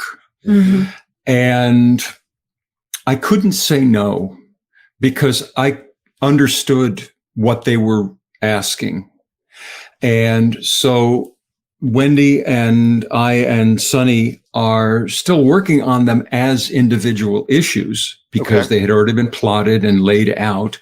And all of those. That was one of my questions. Was, did it change anything about the story? So I guess not. Let me jump in and say that for Sonny and me working on the artwork, I think that Volume 2 is more cohesive. Yeah, we are still approaching it as individual issues, but there's an overall vision for Volume 2 of Stargazer's Hunt that makes it more of a graphic novel read in one sitting. That I'm very excited about. The way the artwork has turned out. I'm working on the last issue with Sonny. We're almost done, and the way it has turned out, it's really some of our best. And I think the idea of it coming out all as a cohesive book has really kind of influenced how we're approaching the work. Okay. And so I'm pretty happy about it. Yeah. So I guess my question, my follow-up to that would be, going forward, do you see continuing to do work, sort of thinking about it as an original graphic novel, or do you want to get back to serializing if the publisher's on the same page? Loaded question. It is a loaded question. Yeah, because you want to talk about the audio movie? Well, I want to talk about that too. Yeah. Yeah. Brian asked a very specific question. ELFQUEST from issue number 1 in 1978 up through Final Quest issue number 24 in 2018, 40 years to the day after that first appearance of ELFQUEST, was, as I have described it before, this great, grand Joseph Campbell-esque hero's journey of an arc of a story. We realized that now ELFQUEST still goes on because there are stories that happen in the future of ELFQUEST, but we realized for this particular arc, it needed what in music would be a coda. Coda, yeah. You know, a little something at the end of it, because there were questions left unanswered at the end of Final Quest that really, really, really needed to be answered. And this goes back to the autobiographical nature of the whole story that Wendy was talking about. We have still some questions, and we're working those through Stargazer's Hunt. Once that's done, we expect to be very busy executive producing the audio movie. You asked about continuing comics. And here's where I'm going to shuck and jive a little bit, because among other things, Wendy has said, I do not ever want another deadline in my life again. No. That's fair. That's fair. Yeah. However, there are still wonderful stories to be told. We're going to take a little bit of time to figure out how best to do that. You asked serialized or all in a chunk. These are all great questions and fair questions, and they want answers. And probably I'm going to be spending some of that time sussing out what's best for ELFQUEST. Sure. I think, you know, as a publisher, since you are one of the few creative teams that actually understand the publishing side of things, you know, because you've done it. It strikes me that the amortization that you get by serializing a work allows the work to be cheaper in the long run. I mean, again, you've got 40 years of it, which you're giving away now because you can. And, you know, when I look at the market as a whole, you know, I often find that people who are doing original graphic novels, instead of it being a $15 book, let's say, it ends up being a $25 hardcover, because that's the only way you can make the creative costs back. You know, it's by charging that kind of a price, because you're going to sell fewer copies at the end of the day of a single book than you are of a serialization plus a book. I'm not saying do one thing or the other, but that's, you know, that in my head, that's the way that things are. And as you point out, I understand all of that. There are a lot of moving pieces to this. Yeah, of course. We've gotten to a point where we take it one project at a time. We're wrapping up Stargazer's Hunt. It's going to be spectacular. It's going to be incredibly satisfying.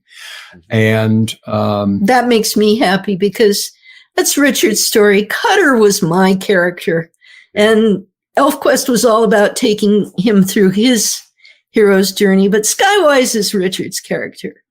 And, you know, he gets his own moment in the sun. And as we have alluded, there are other projects that are not directly comics related that have sprung up that we're very excited about. One of them we've already said is the audio movie. There are others that we're not really at liberty to say anything about at this moment. So let's talk about the audio movie just for a minute. Let's do that. Very successful Kickstarter. Yes. Well beyond what you asked for. Absolutely amazing. Yeah. This is so much fun, because way back when, in the early 1980s, ELFQUEST, the first 5 issues were novelized. They were put into prose. Wendy wrote the novelization. And very quickly after that, Listening Library said, we want to do an audiobook. So they did. And it was a pretty simple reading of the prose. Mm-hmm. There were some sound effects. There was a tiny little bit of music. And I think they had a few different actors. Mm-hmm. And that came and went as licenses do. Mm-hmm. And I thought, my God, we're in the 21st century now. I really ought to do something with these audio files that I own. Mm-hmm. So I digitized all of them, and I said, well, right, I got a bunch of MP3s. What do I do with them? I was talking to Sandy Resnick, who was one of our contacts at DC Comics, great guy. And he said, I want to put you in touch with somebody I know. And this was Fred Greenhalgh of Dagaz Audio. And Fred called me up, and we spent 2 hours on the phone talking about what he saw that an ELFQUEST dramatization, what he is calling an audio movie, could be. A full cast of known voices, a full orchestral score, bespoke sound effects, acting, doing something like the BBC did with Lord of the Rings or Star Wars, or any of these like major projects. Mm-hmm. And they're doing it. Mm-hmm. The Kickstarter and the early bird Kickstarter were very successful. They're knees deep into it now. It's just the most exciting thing that's happened to ELFQUEST since we started publishing it. Yeah. Yes. And it's going to be the most faithful adaptation. One of our struggles with the movie over the years is ELFQUEST has been optioned many times, but we've always been deeply disappointed with the direction that the optioners have wanted to take it. They seem to come to you and say, oh, we love ELFQUEST, we're big fans. Now we're going to change it all around. Sure, because we got to fit the whole thing into 2 hours. Yeah. Right. And we had always rather no movie than a bad movie. So the ELFQUEST audio movie is the most faithful adaptation of ELFQUEST you could ever imagine. And I know it for a fact because I work on the scripts. My job is kind of a script editor to make sure the voices are all correct. And they've done an incredibly beautiful job of adapting the story. And are they approaching it as a new and original thing on its own, or I don't know if you've listened to the Sandman audio adaptations, which are literally they're the comics. I mean, it's not a movie, it's not a play, it's the comics. They've brought the comics to life somehow. It's the crazy thing. No, to answer your question, I believe. This is not a simple reading of the comics by good voice actors with music and sound effects, because they have taken material from the comics. They've taken material from the novelization, and the novelization expanded upon a whole lot of stuff that just never fit into the comics. Yeah. And the writers, plus Wendy, are adding new and tweaked material even after there are new scenes that nobody's ever seen or heard. Yeah. So it is both very faithful because and it is new. Okay, very good. And let me ask you one sort of last question on this theme. And you said ask provocative questions. So I'm going to ask this. Is a provocative question, but I think it's important for creative people to think about. What happens to ELFQUEST when you guys, God forbid, but eventually you're going to die, right? What happens to it? Who carries it on at that point? Have you thought about that? Have you put time and thought into that, or more than that? More than that. we have put a lot of thought into it. That's thank you for asking that, because A, you're the first person to ask it, and B, it has become a subject of great import to us because, nobody gets out alive. And we both just turned 70. So, we're now thinking about the future. I'm hoping you've got another 30, 40 years, Well, so do we. So do we. But the point is, if you keep waiting, we know way too many people who, for whatever reason, and there is no judgment, but we know way too many people who have not planned for their futures. Yeah. And so we have begun investigating what it means to have ELFQUEST survive us. What's his name? Barry, who wrote Peter Pan. He just left the property to the hospital for children. Yep. I can't imagine us doing that, because I can imagine ELFQUEST having enough of a life beyond what we're able to bring to it that I want it to give it that chance. There are a lot of different things to investigate. There are a lot of different people to talk to. There are a lot of different relationships to explore. Walt Disney, he already had a company, and he had a brother, and he had people who could carry on after he passed away. Right. We don't have something like the Disney company. Sure. But we want to have something in place so that ELFQUEST survives us. Yeah. What form that takes, I don't know. It's like sussing a story. It's like writing a story. We're writing this story at the same time as we're writing ELFQUEST. Exactly. The original artwork is safe and sound at Columbia University. So we know that that's going to, as long as the university stands, the artwork is going to be there for people to study. And that's part of the legacy. Yeah. We're very, very pleased about that. Yeah. Excellent. So okay. Well, as I said, we're coming up on 2 hours now. Wow. I totally keep going, but let's wrap it up. The last question is always that we have a lot of people who watch the series of videos who want to be comics makers of their own. You certainly have a very unique perspective of time and how the industry has changed at least 5 times during your tenure in the business. It pretty much changes every decade, right? With that kind of scope of history, if someone comes to you and goes, I want to make comics, what's your pieces of advice for them? And it can be a physical thing, it can be a philosophical thing, it can be an emotional thing, but what's your advice for people who want to make comics? I'll start, you finish. How's that? Okay. Make the comics.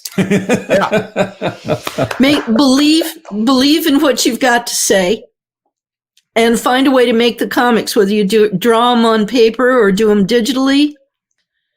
Make the comics. Tell the story. Tell people what happened. I can't emphasize that enough. Over the years, we've had many people say to us, I have a great idea.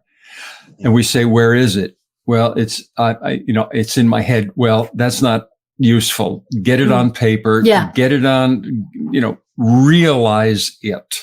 Find a way to do it. I mean, if you have a day job, keep the day job. For God's sakes, keep your day job. Right. But find a way to do it. Find a way to devote yourself to it. Believe in it. Don't give up. Don't get distracted. Devote yourself to the story and putting your vision together. Believe in it. There are any number of ways that you can show your story. I mean, digitally, you've got channels and vlogs and websites and whatever. You can get the story out there. If what you want to do is tell the story, you're going to be able to do it. If you're starting out by saying, I want to do comics and make $1 million, that ain't going to happen. No. That ain't going to happen. You can maybe work your way up. Maybe if you're 1 in a million, you hit lightning in a bottle again, the way we were very lucky to do almost 50 years ago. God, it hurts to say that. Yeah. But do the thing first. Make it real first. Yeah. Don't talk about it, especially. This is the most important advice I can give you, is don't talk it to death. Don't talk about it with your friends. You know, pick maybe 1 or 2 people at most that you trust deeply to give you good practical feedback. And you can tell them your idea. Beyond that, absolutely do not ever go online on Facebook and put your idea out there and ask the hive mind what it thinks. Never do that, ever. You will kill your enthusiasm for your own project. People will suck you dry. And, that is just not the way to get a creation done. Yeah. That every word of that makes so much sense to me. And yeah, I agree so much. I really, really want to thank you guys for both the generosity of your time tonight, but I also want to thank you for this and then all of the other volumes that are after this. This is great comics, and they're the kinds of comics that we want to support, and that it's art, and thank you for it. I cannot say that enough. Thank you for being yourselves. Thank you for making this. Well, thank you for hosting us for a couple of hours. We love doing this. This has been one of my favorite interviews of all. Loved your questions. Thank you. Thank you. I didn't even get to some of them. I had a whole thing I wanted to ask you about cosplay before it was cosplay. Oh, for goodness sake. Let's do this again. Part two. Part two. We'll do a part 2 then. Okay. Absolutely. Okay. Sounds We're good. Committing. I really appreciate that. Okay, so the book is ELFQUEST. This is volume 1, the original quest, as they say. If you are sitting at home, you don't know what to read, you don't know what to do. This is a fantastic book. As I mentioned before, it's 728 quality pages of comics, and it's $25 from Dark Horse. I mean, you'd be a fool not to buy this. So do this. Next month's Graphic Novel of the Month Club, we're going to be talking to Terry Moore about the awesome Strangers in Paradise. So look for that. And then on 2 Sundays from now, for our new Graphic Novel of the Month Club, we are talking to the fantastic Dave McKean about Raptor. And that is going to also be a really fascinating conversation because Dave McKean is an artist, if you ask me. That's what I got for you.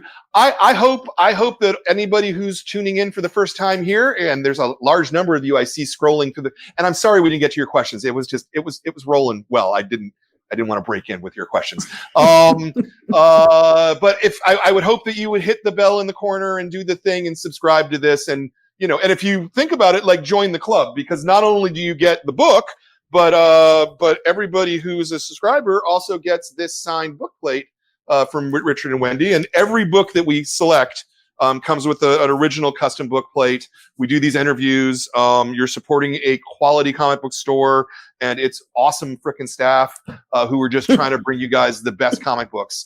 So I want to thank Wendy and Richard for doing this. I want to thank all of the members of the club. I want to thank Jordan for running the show. I want to thank Zoe and Kat, my fantastic staff. And again, thank everybody for tuning in. We'll see you next time.